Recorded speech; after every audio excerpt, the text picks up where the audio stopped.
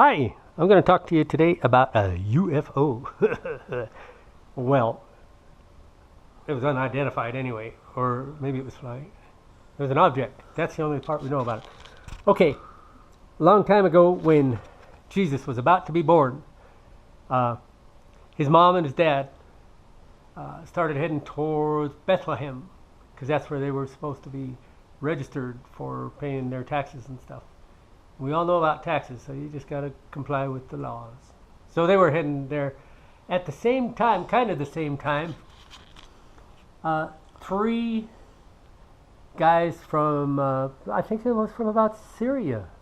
Anyway, three guys from near the Tigris and Euphrates River, way over that way, were just kind of putzing along, working on their stuff that they worked on. They weren't tink, tink, tink, or zip, zip, zip, or whoop, whoop, or I don't know what they did.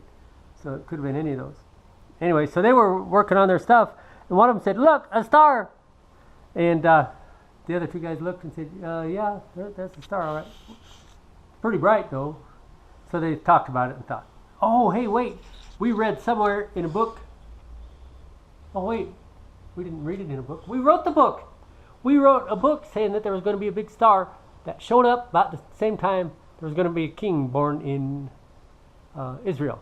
So they loaded up their donkeys with water and food and some presents that they could bring Jesus for his birthday.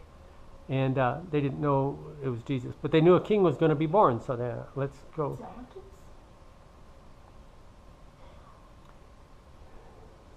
Then they thought, we got more stuff than we can carry on our donkeys, so we're going to put them on camels instead. So they loaded up their camels, and they started going down the road on a camel. You're kind of like this. Whoa! And then you bump into the background. And it's hard to talk when you're doing that, but they were able to follow the star that was way up in the air, way up in the sky. And they followed the star, and it was going towards Jerusalem. But it wasn't quite over Jerusalem, but they thought, well, Jerusalem's the capital of the country of Israel, so that's where kings are born. They're born where the kings are. So the new king gets born where the old king is. So they went to where the king was and said, "Hey, where's the king being born?" And the king, Herod, said, "I don't know about any king being born, so why don't we ask our experts?" So they called in the experts, and the experts said, "Well, the Bible says you're going to be born in Bethlehem." So they went to Bethlehem.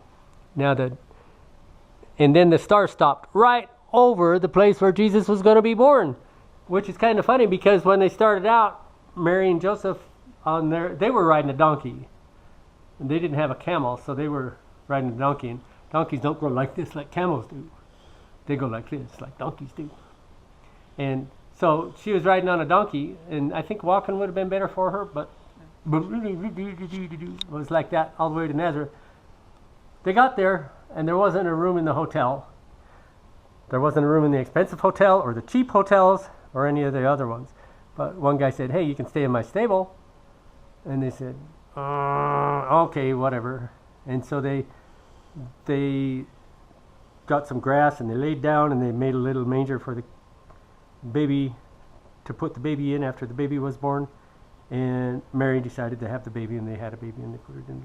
Anyway, the kings came along, the three guys who were riding the camels, and who went to Jerusalem and then went to Nazareth, or Bethlehem. Wow, what a story. They went to Bethlehem, and at Bethlehem, they said, "Whoa, the star stopped right here, and right under here is a stable." And they went to the stable, and they saw Jesus, and he was just a little tiny baby. And they thought, "Wow, I'm going to worship a little baby." So they worshipped a little baby, and they got their presents. They were the first Christmas presents. They brought out frankincense and myrrh and gold and good stuff like that. And they brought it out, and they gave it to their parents because the little baby didn't know what to do with it. And anyway, so that big star guided them to it, and it was like a big old UFO up in the sky going to where the baby was born. And it was really weird. But that's the story about Jesus being born. Hello, here I am again with my colleague Blessy. We're scientists because we have white coats. Yes. Okay, I'm going to show you how to make a sundial wristwatch. Okay, now we know a wristwatch goes on our wrist, so I'm going to make it small enough to do that. And we also need some tape. Okay, here we have the tape that we need to make our wristwatch. Now, one of the things that you need for a sundial is you need something to poke it up. Ah, a shark! Oh no, that's not a shark. Yeah. If it was in the water, it might be a shark, but it's not a shark. It's a indicator of where the sun is. Because we want to know, it's important to find out where the sun is. So, in a sundial, you can tell what time it is because you always put lines here and there on it. And then, when the sun makes a shadow on your line, then you know it's on that line and you know what time it is. But I really don't know what time it is because, anyway, we're inside here. So I'm going to fasten this sundial wristwatch to my wrist.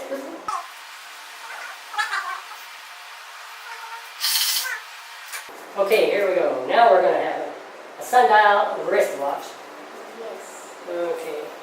And you can impress your friends with this because in class you can look at it and say, oh, it's lunchtime, time to go to class, time to go to lunch.